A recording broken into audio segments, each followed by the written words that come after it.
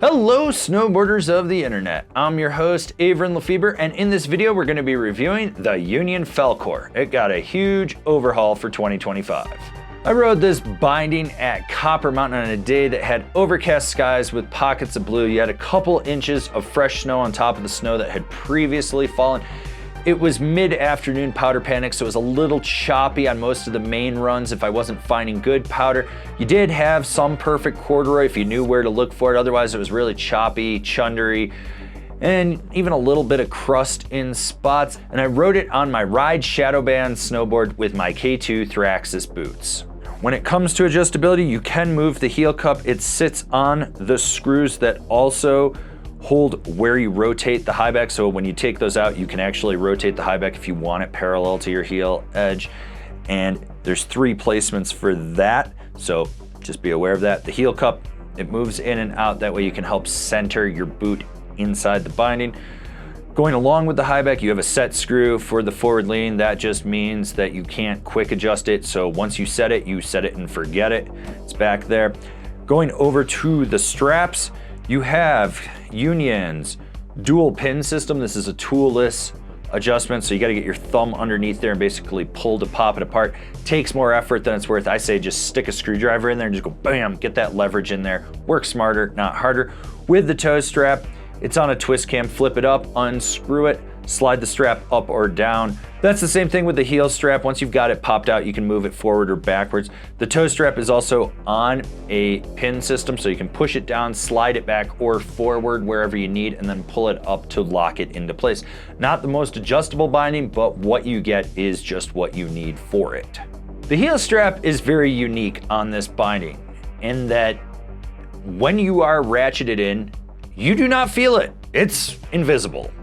It's insane how light and responsive it is for not feeling it over your instep. It is a 2-piece design, meaning that there's a little bit of padding in there, not a crazy amount. This isn't like an old sewn strap. This is more like that molded strap, but it's also got that exoskeleton through the middle, and you get response out of this strap without feeling any pinch points. Like, you're locked in, but you're sitting there looking at going, am I really locked in? I can't feel it.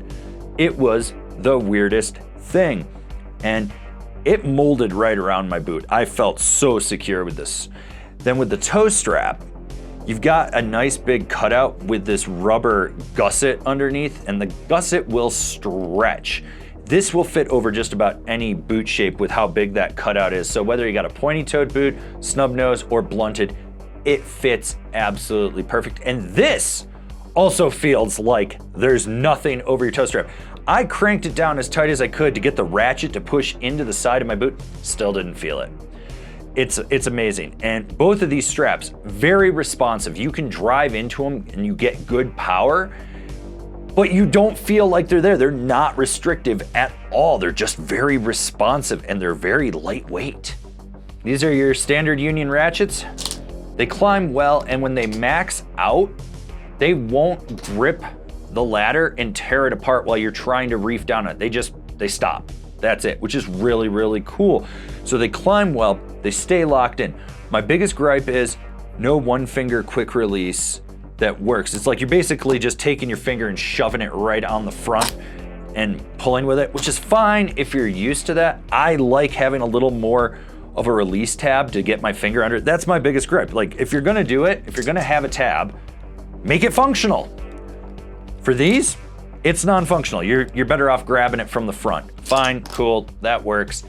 It's not something I like, but there are people out there that do. I don't know who you people are, but you like it.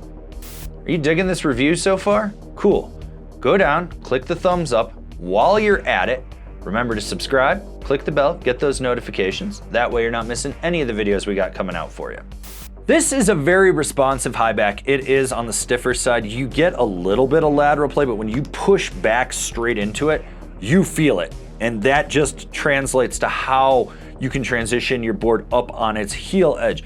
The forward lean adjustment is on a set screw, so you've got to set it and forget it. You can't do that on the fly. So if you're one of those guys that, oh, I want a couple extra clicks, you're out of luck unless you got your little pocket tool and it hasn't stabbed you in the thigh.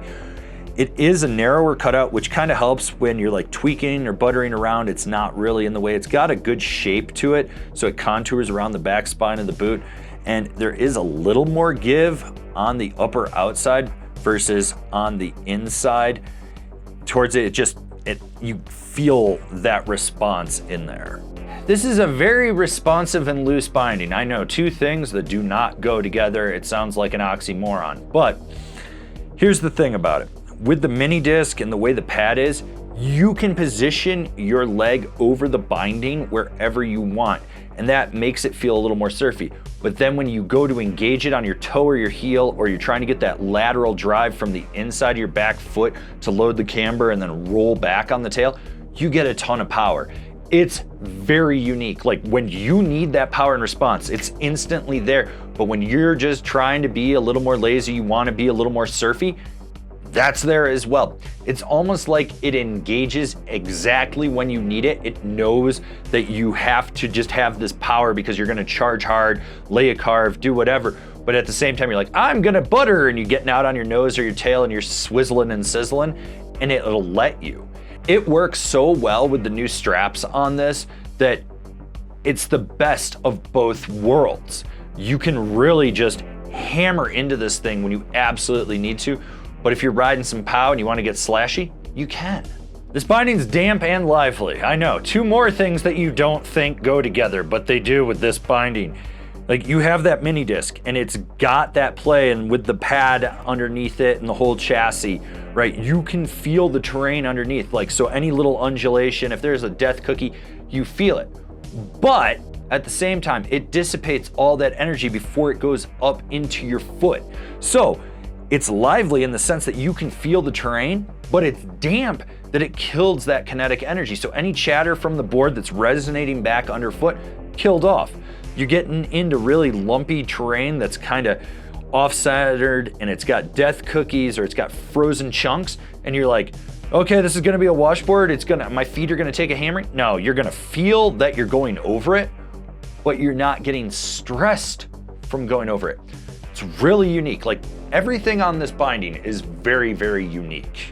Rider in mind. So who's this binding for? Someone that wants to feel that liveliness underfoot. They want that solid response, but they also want it damp. Someone that's gonna charge when they need to, and they might be in horrible conditions, but they don't want that foot fatigue. Like what we're doing over here? Want to support us further? Swing on over to Angry Snowboarder VIP and become a member. Sure, I could tell you more here, but I got a video over there that explains it so much better. This is literally the most unique binding that I've ridden to date. This was something completely out of left field that I would never have expected. For frame of reference, I hated the old Falcor. Like the one time I rode it, I was like, this binding is just ass. I fucking hate it, right? This, holy shit. It's like a Union Ultra and an Atlas combined and gave it its own unique ride. It's responsive and surfy, but powerful and damp. Things that just don't make sense. The fact that you can crank the straps down and you don't feel them at all, but then you go and drive on your toe edge or back up on your heel edge and you're like, wow, this is super responsive and I'm getting a ton of power. Absolutely amazing. In my opinion, Union just knocked this out of the park. Like, I'm not a Union fanboy, but my God, did I enjoy this binding so much. Like, this should not ride this way at all. Like, it's so counterintuitive to what I know, and yet here we are with me reviewing it going, damn, this is really, really good. Like, my biggest gripe is on the release on the ratchets. Make the tab a little longer. Other than that, I think it's perfect. Comparable bindings: the Bataleon Atom, the Salomon Quantum, the Katana Pro. This has been my review of the new Union Falcor. If you bought some and you're looking for a way to really dial in how you set it up, go check out our video on that.